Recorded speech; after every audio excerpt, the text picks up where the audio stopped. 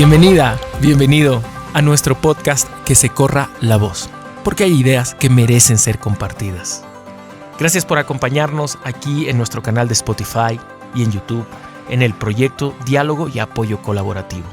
Comparte este podcast con tus amigos, con tu familia, con tus colegas, en tu Facebook, en tu Instagram, en tu TikTok, donde puedas, porque es muy importante que se corra la voz. En nuestro capítulo de hoy vamos a hablar de la perspectiva de género para un desarrollo inclusivo. Sí, sé que suena a veces un poco complicado, pero para eso tenemos este podcast, para desmenuzar estos conceptos, para entender por qué estamos hablando de estas temáticas y cuál es la relación que tienen con el desarrollo. Nosotros siempre empezamos cada podcast que hacemos con historias resilientes, con ejemplos, con anécdotas, para poder introducirnos en el tema. Y luego, cada capítulo tenemos 1, 2, 3 invitados para que podamos compartir en una charla muy amena estos conceptos y desmenuzarlos, como te lo decía antes. Hoy te voy a hablar de mujeres que deconstruyen barreras. Qué bonito que suena, ¿no? Sonia es madre soltera de 3 hijos. Empezó a trabajar a los 20 años, cuidando niños, vendiendo artesanías y cocinando. Y en estos últimos años se ha estado dedicando al cuidado de su hogar. Sin embargo, a sus 34 años, de repente decide que quiere apostar por trabajar en el ámbito de la construcción.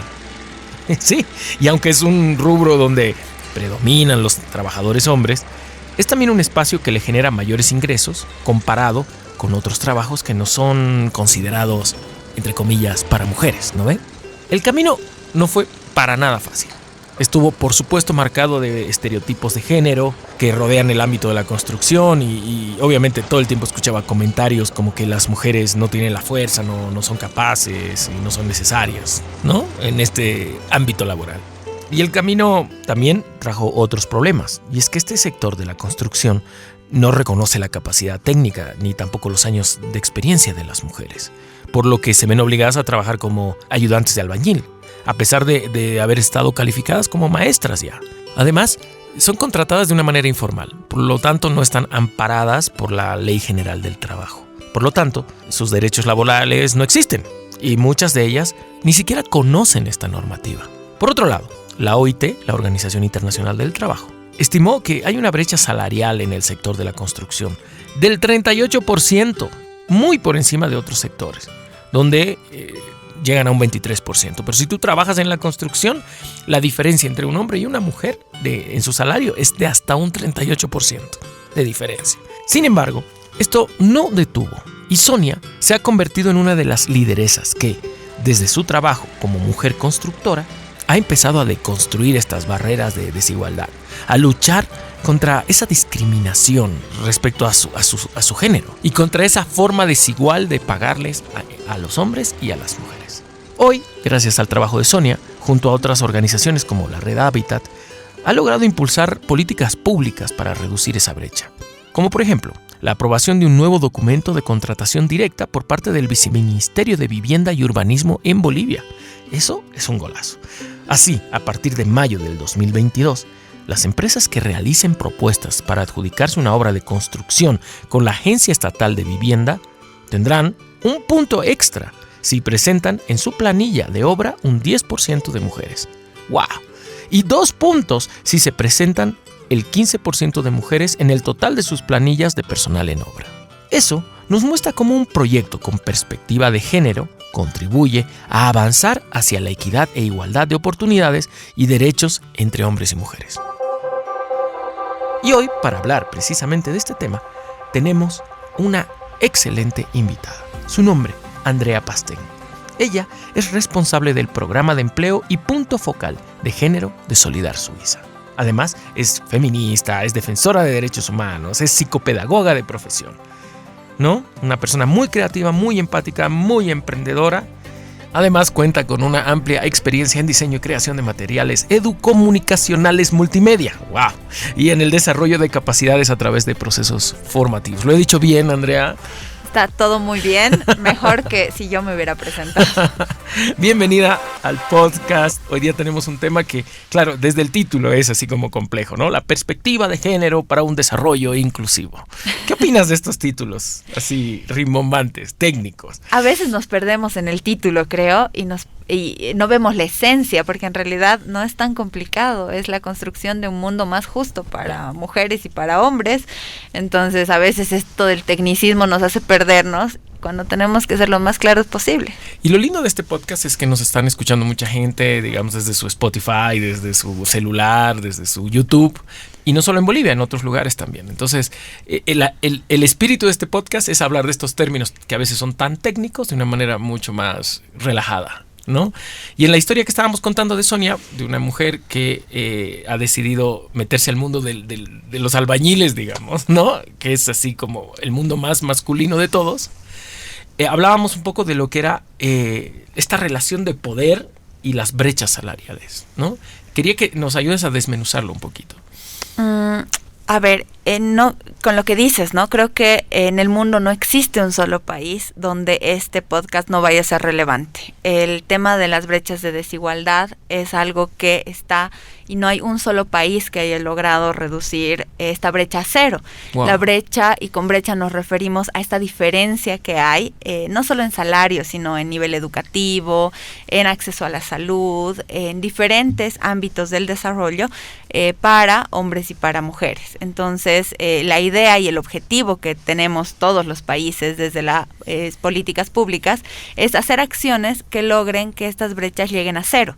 Eso es lo que queremos lograr. Uh-huh. En salario, que si una mujer y un hombre hacen el mismo trabajo, ganen lo mismo. Claro. En salud, que tengan las mismas posibilidades de acceso, lo mismo en educación. Siguen habiendo municipios acá en Bolivia donde si tenemos que elegir quién estudia, vamos a elegir el hombre, porque la mujer tiene que aprender otras cosas porque no es su objetivo llegar a tener autonomía económica. Su objetivo es criar una familia, criar a los hijos e hijas.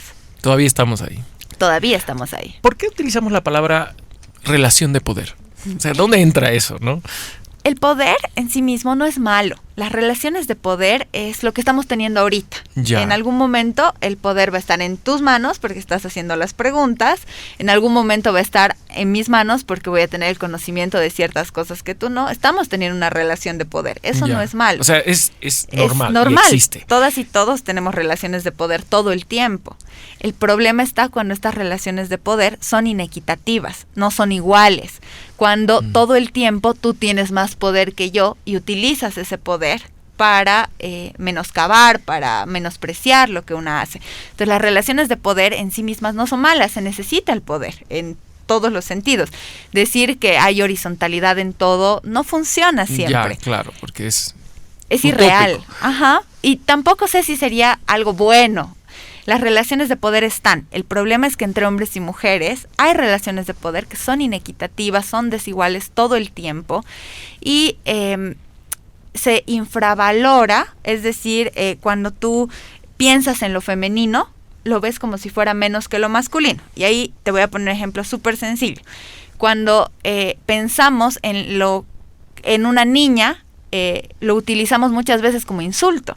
Cuando decimos no llores como niña, o sí, ya no corras como niña. No corras como niña, o no seas nena. Sí. Cuando eso no debería ser en ningún punto usado como insulto. ¿Qué estamos diciendo? Que lo masculino, lo que tradicionalmente hacen los hombres, vale más. Sí. Inclusive podemos caer en esto de que si nosotras las mujeres entramos al mundo tradicionalmente masculino, valemos más que las mujeres que se han quedado con los roles tradicionalmente femeninos. Que tampoco es correcto. Falso. Claro. Ser ama de casa debería ser revalorizado, no menospreciado.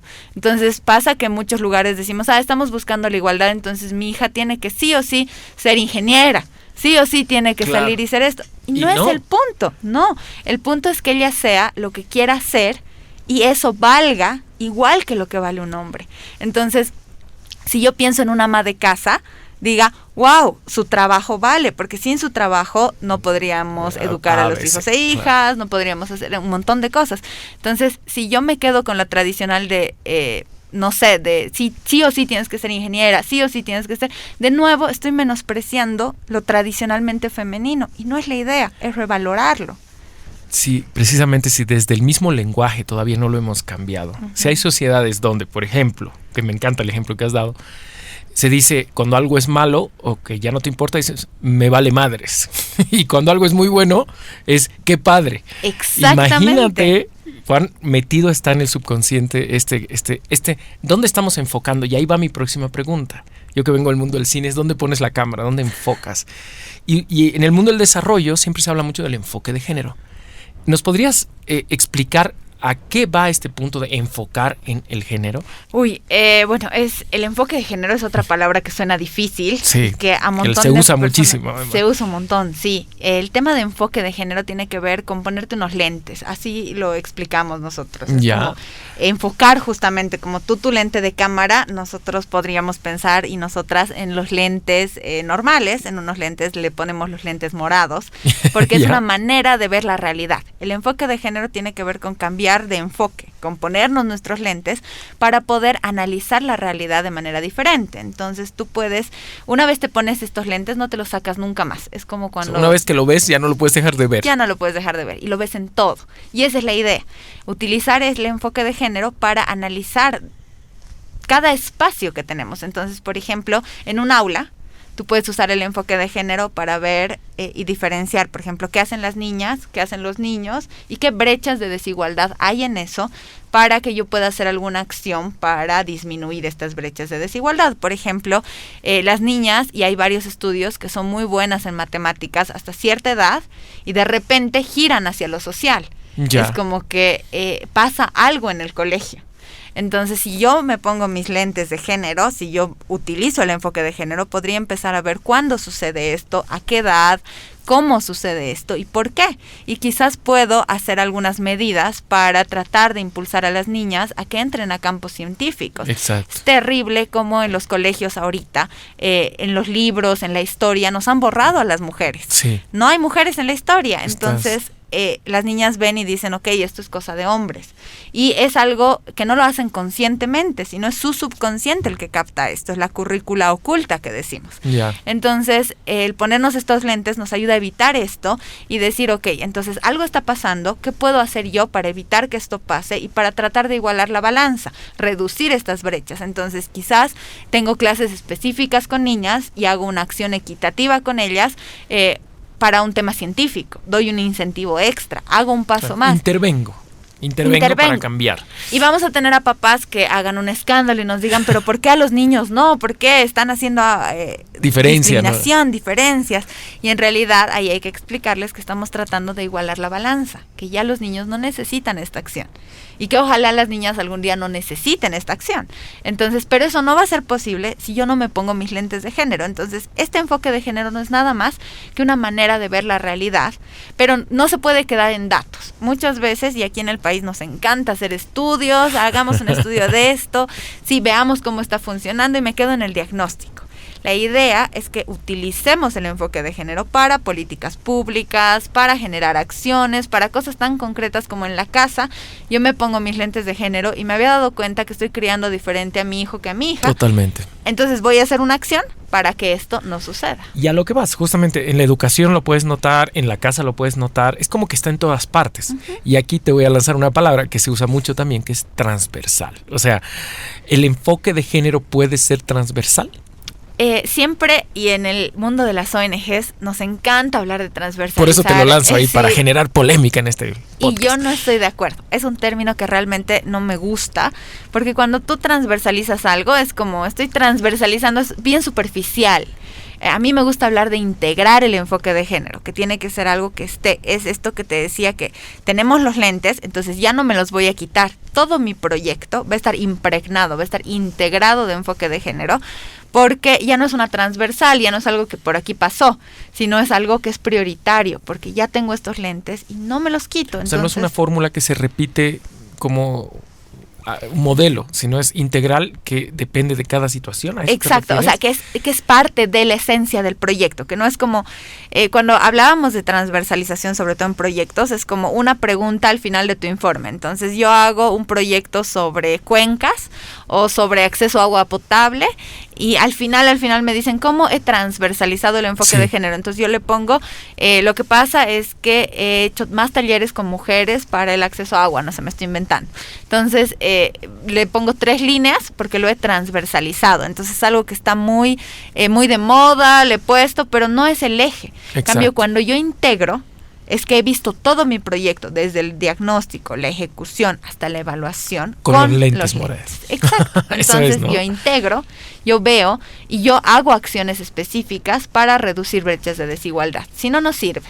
Pero justamente hay proyectos de desarrollo, por ejemplo, que están dirigidos por mujeres. Y aún así no tienen un enfoque de género, no se ponen unos lentes morados.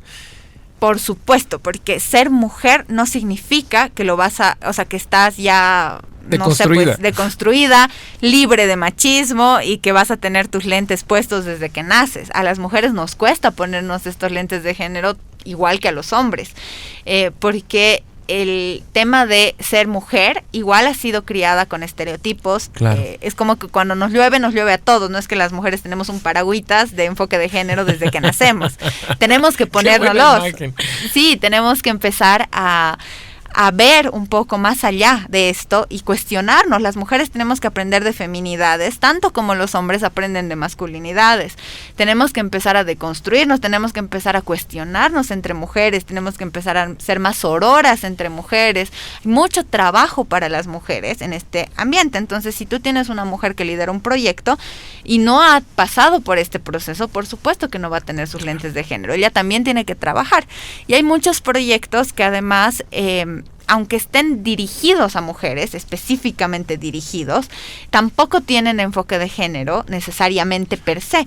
Lo tienes que concebir, lo tienes que asumir, ponerte estos lentes consciente. Así me estoy poniendo mis lentes, entonces este proyecto, ya sea que vaya dirigido a hombres y mujeres o a solo mujeres, exacto, tiene los proyectos equitativos, por ejemplo, se les dice cuando son acciones como las que comentabas al principio. Hay mujeres albañiles, sí, y hay proyectos que apoyan a estas mujeres albañiles directamente desde el principio, han sido concebidos así. Son proyectos equitativos porque están yendo, ya se han puesto sus lentes antes de concebir el proyecto, han dicho, aquí hay un público vulnerable, mira, hay estas brechas, esta es la acción que tenemos que hacer para reducir brechas en este ámbito. Ojo, que tengo que seguir con mis lentes, no me los puedo quitar bien concibo el proyecto, porque si no, de nuevo tengo un proyecto que puede generar más mal que bien, porque también es un riesgo. Sí. Es un riesgo porque si yo empiezo a trabajar autonomía económica con las mujeres y les digo, mira, tú tienes derechos, tienes esto, tienes el otro, y yo tengo un servicio para atención a mujeres en situación de violencia que no funciona, y claro, ella empieza a vivir situaciones de violencia porque el proyecto le ha dicho que ella puede, que es súper poderosa, y va a su casa y le dice a su esposo, mira, yo puedo, yo no sé qué, y su esposo la golpea, y hay un servicio que no responde. Es una cadena, y al final la responsabilidad es del proyecto. Es del proyecto. Entonces hay que empezar a mirarnos en un espejo y decir, ojo con lo que estoy haciendo, cuidado con lo que estoy haciendo, porque no voy a trabajar solo autonomía económica. Entonces capaz tengo que ver en ese municipio donde estoy trabajando cómo funcionan los servicios, cómo está la policía, cómo está el SLIM, cómo está el sistema judicial. Y si no voy a poder llegar a afectar eso, por lo menos qué acciones va a tomar el proyecto en caso de que esta mujer, a raíz de lo que está viviendo en el proyecto, vaya a estar protegida. Justamente, hablando de protección, bueno, este podcast se hace en Bolivia, aunque lo estés escuchando en el país que quieras. Bolivia ha dado pasos importantes a tener un enfoque de género desde el Estado, ¿no? O ha renovado o ha avanzado. ¿Cómo tú crees que estamos avanzando como país y en qué estamos avanzando? Porque mucho hay el discurso, ¿no? Se escuchan muchos discursos, se ven muchas cuotas, ¿no? Sí.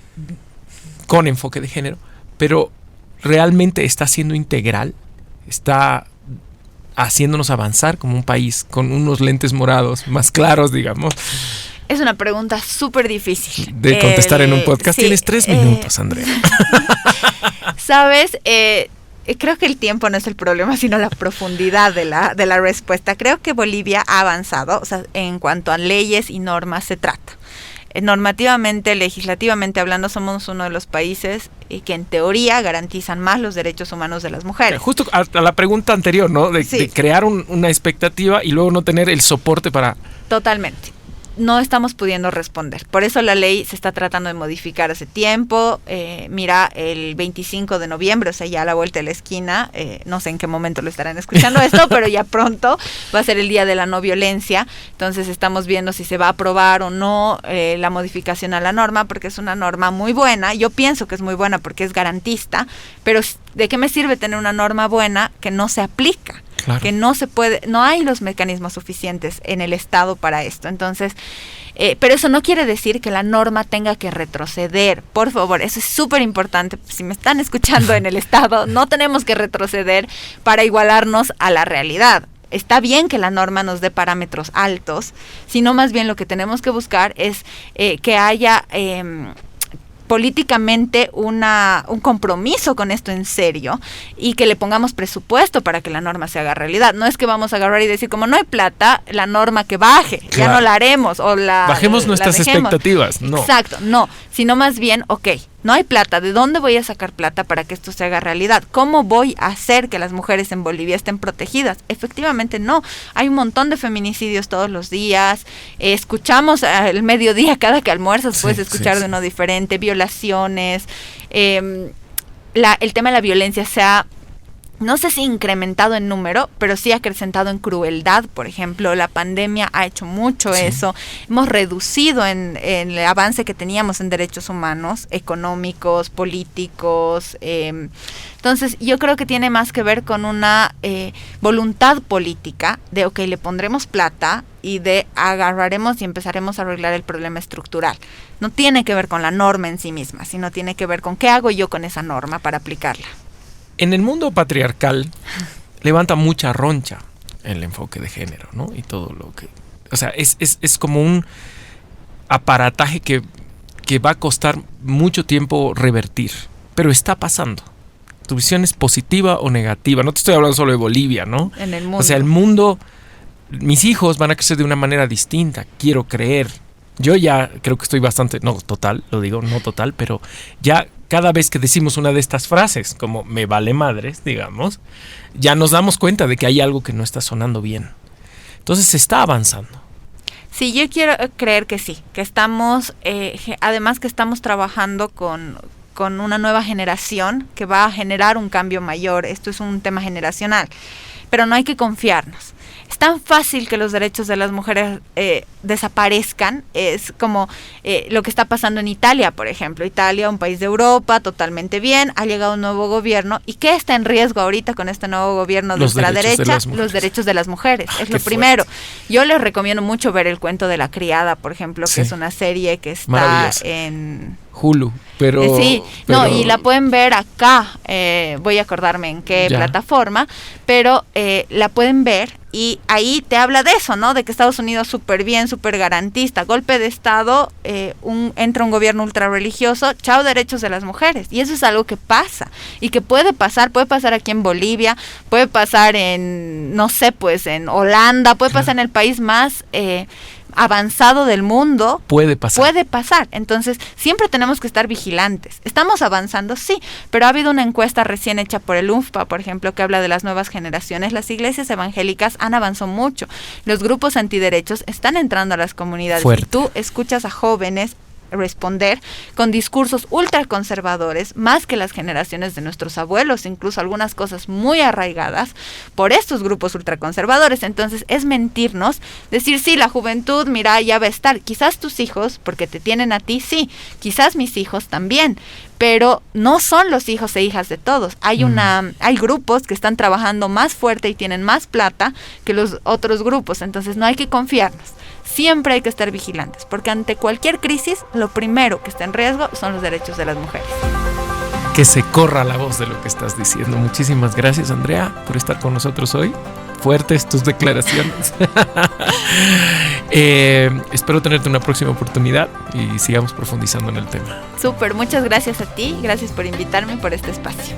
Gracias a todos, a todas por acompañarnos en nuestro podcast y colaborar a que se corra la voz. No te pierdas nuestro siguiente capítulo en nuestro canal de Spotify y YouTube, que se llama Proyecto Diálogo y Apoyo Colaborativo. Si quieres más información, también puedes visitar nuestra página de Facebook con el mismo nombre o la página web dac.solidar/mediasuiza.org.bo. Este programa es realizado por el Proyecto Diálogo y Apoyo Colaborativo de la Cooperación para el Desarrollo de la Embajada Suiza en Bolivia, en alianza con la Agencia Sueca de Desarrollo Internacional, implementado por Solidar Suiza. Gracias, nos vemos pronto. Chao.